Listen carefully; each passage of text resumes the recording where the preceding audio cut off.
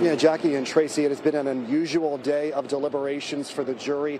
They got the case and started their deliberations around 1 o'clock here at the Criminal Justice Center on the third floor. But then shortly after those deliberations began, we learned that they had stopped, and just a few minutes ago, we learned the why as I was coming down here to deliver this report. Now, it's unclear when deliberations will continue, but once they do, this is some of what 12 men and women who were tasked with listening to this case for the past week will have to consider. Throughout the 5-day trial, prosecutors painted a picture to the jury of what happened on October 12, 2023, in a parking garage at Philadelphia International Airport.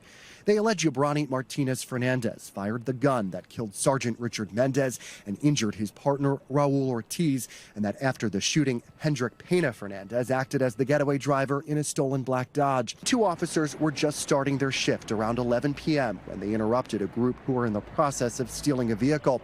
Prosecutors say that during the incident, their accomplice, Jesus Madeira Duran, was also shot, and that after dropping him off at CHOP, Hendrik, Yobrani, and a fourth man, Alexander Batista Polanco, then burned the stolen vehicle in Cranberry, New Jersey, in an effort to get rid of evidence. Days before the trial was set to begin, Batista Polanco pleaded guilty and then testified against the other two men last Friday.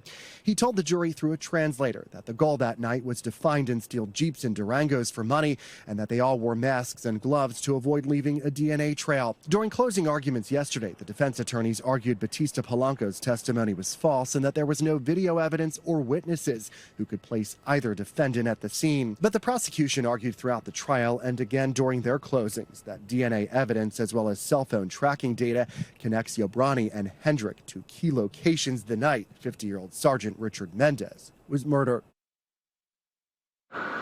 All right, so I'm headed back up to the courtroom now to learn more about why these deliberations were paused this afternoon and when they will continue. It's now 4 o'clock. A lot of times when juries are getting these court cases, they go until about 5 or so.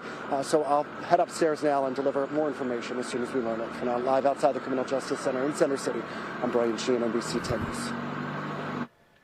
When a verdict is reached, be the first to know by signing up for breaking news alerts on the NBC 10 app. You can also follow our continuing coverage at NBC10.com.